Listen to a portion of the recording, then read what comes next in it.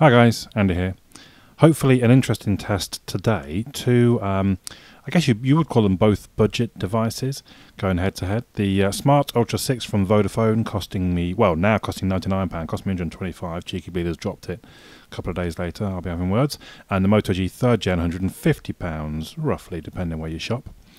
They match up reasonably well, so Android 5.0.2 on the Smart Ultra 6 and Snapdragon 615 chipset. It's got octa-core, one quad-core 1.5 and one quad 1 GHz processors, the Adreno 405 and 2 GB of RAM. The Moto G 3rd Gen, we see by the way in the background the boot test going on. Moto G 3rd Gen running Android 5.1.1 with a Snapdragon 410, just a quad-core 1.4 GHz processor, the Adreno 306, more dated GPU, and just 1 GB of RAM. So looking at those specs, you'd probably be favouring the Smart Ultra 6 on a lot of the sort of performance tests. But we see that actually the Moto G looks like it's booted up first. There we go, we're into the app drawer. The Smart Ultra 6 not far behind it, so not a huge amount between them. And I know a lot of people don't put much weight in the boot test anyway, which is fine. Design-wise, obviously they're quite different. So the Smart Ultra 6 is a 5.5-inch screen. It's more kind of getting towards the Note, but I didn't particularly want to pit it against the Note, my Note 5 or even my Nexus 6, because a £99 device going up against a top-end £500, £600 device wouldn't necessarily be all that interesting. So we're moving on to the first Angry Birds opening test. I have noticed actually on one of them, I forget which one, maybe it was the Moto G, that I could see Angry Birds, the original game, but I don't see it. Maybe it's not compatible with bigger screens. I don't see it on my Note, and I think maybe the Nexus. Anyway, so I'm still using Angry Birds 2 because I prefer actually there is more for it to do. You know, it takes longer to boot up because there is more processing, more data being read and written to memory, etc., etc. So it's a bit more intensive. It hopefully gives us a better overall test. Well, gives more to judge on rather than the millisecond, split-second difference that we sometimes get with the first one. So the Smart Ultra 6 won that, which I have to say I was slightly surprised because I had started this test once before I had to restart the video, and the Moto G 3rd Gen won it quite easily, to be honest. So I thought, well, okay, maybe just that I'd rebooted them both. They're both coming with clear memories. Maybe because I have been using the Smart Ultra 6 as my daily, so maybe just it was a bit chugged up with whatever, with information, data, things. So, and the reboots had obviously cleared that out perhaps. So I thought, well, let's give it another whirl, I suppose. So here we go with the next boot, round 2. Now look, the Moto G 3rd Gen. So this time, the Moto G comes through and wins relatively comfortable. Now, at this point, I could say, well, guys, I ran it myself beforehand and the Moto G won, so I'm going to award it to the Moto G. But I thought, no, it's probably not, you know, people would be saying, oh, we don't trust you, Andy. We don't believe you. So, okay, I'll run it again. Now, it is a bit of a slow booter, so maybe I should have just edited some of this out. But here we go for the decider. It's looking quite close. They're both halfway, neck and neck as we enter the final straight. Who is going to make that burst? And the Moto G is making a move for it. The Moto G pulls into the lead. It looks like it's going to win, and it does. Well, I tried to make it exciting. So the Moto G, strange, the Ultra 6 won that first boot up. I wonder why. And then after, even though it's got more RAM, would you not have thought that that would mean it would be better on subsequent boots? So we get there a quick look at, a lot of people going about this 1 gig of RAM being, well, it's just not enough this day and age. And here is the Moto G 3rd Gen, because this is just the 8 gig version, so it has only got the 1 gig of RAM. Up against the Smart Ultra 6 with 2 gig. But so far, the Moto G very much holding its own. As usual, I shan't make you watch the whole of this test. With the magic of editing, I can't barely even notice. We're at the end. The Moto G 1576, that's the multi-core score. Now, interestingly, the Smart Ultra 6 still a reasonably long way behind in the test. And usually, whichever one is moving quicker, you can tell is going to score higher. But here we go, uploading results, and the result is 2,150. So the Smart Ultra 6 takes the second test.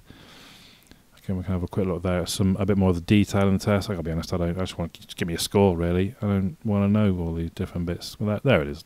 That's all you really need to know, isn't it? And you can compare it obviously to other devices, both single and multi-core. Neither of them do particularly well. Interesting that the Smart Ultra 6 does beat the Galaxy S4, but then having said that, it's a 2-year-old device, so I guess you'd expect it to. Now, then we move outside, and the evenings, the nights are drawing in. So I've done it in the dark, but we can still just about see what's going on. So I'm resetting the AGPS state, and I'm coming back out. You can see that at the bottom of both of them, internal GPS state reset. Then I'm going to try and press at the same time as best as I can, and we see, well, the Moto G's got 2 satellites, 4 for the Ultra 6 on the left, but the Moto G comes through with 6 on a lock, only a few seconds before the Smart Ultra 6. Both of them pretty quick, to be fair. We can still see, though, the Moto G is locking down its accuracy to 3 or 4 meters. Oh, okay, it's getting worse as I talk. 3, 4, 5 meters, while the Smart Ultra 6, even after this time, is still wandering around 11 and 12. So the Moto G wins the GPS test. Now for the speakers. Tell me where to go, tell me what to do. I'll be right there for you. Tell me what to say, no matter.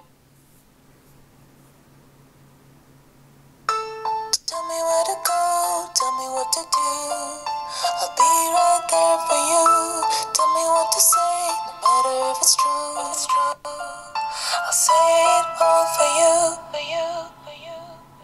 I'll say it all for you, for you, for you, for you. Eyes on, headphones on, straight ahead as kids try and start this.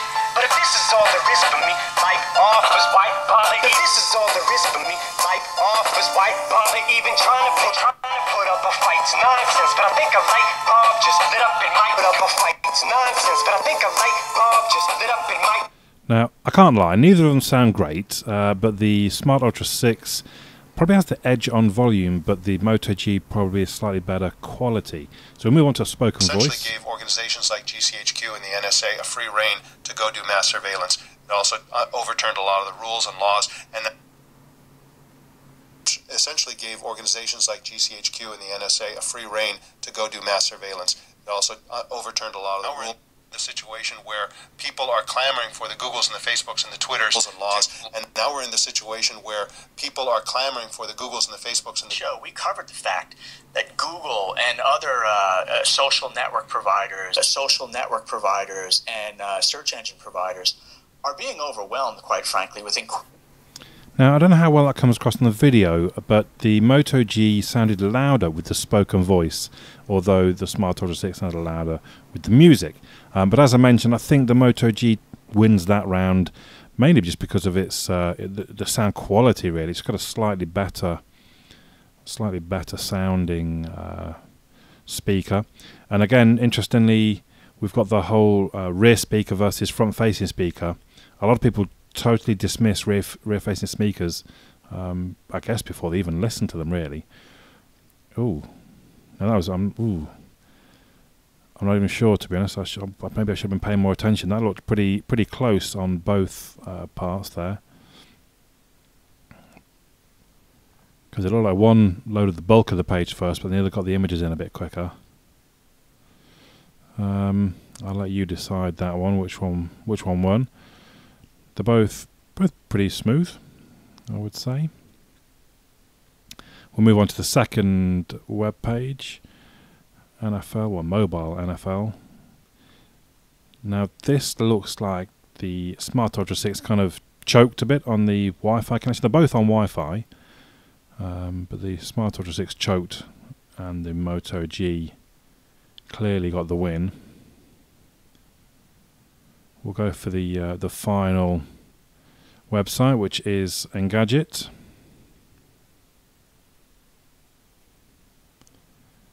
as usual. I'll try and start them at the same time. Moto G looking like it's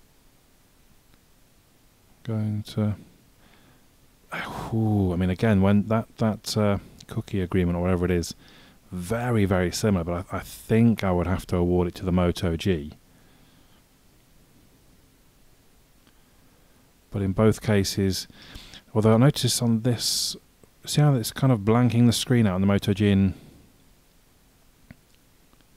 I'm not quite sure why it seems to be almost sort of reloading the images all the time rather than holding them. So it doesn't look as good scrolling at this point, unless that's a problem with Engadget, I'm not sure, but it seems fine on the Smart Ultra 6. So, both very interesting devices, both perform, I think, reasonably well, both perform well for the amount of money that you pay for them. And I guess, it could come down to two things. It could come down to your finances, with the Smart Ultra 6 being under £100, and the Moto G being, another 50% on top of that. But at the same time, £50 isn't a huge amount of difference between two phones. And I would say the Moto G 3rd Gen does win that test. It was only actually the benchmarking that the Smart Ultra 6 won. So otherwise, well done, Moto G 3rd Gen. Of course, I'm always interested to hear your opinions. You've seen the same that I have, so tell me what you see, tell me what you think is better. Is the Moto G worth the extra performance that it gives for the £50 that it costs you? Obviously, the screen size might be the big deciding factor between the two, but both very good budget devices. My name's Andy. I'll catch you all again soon.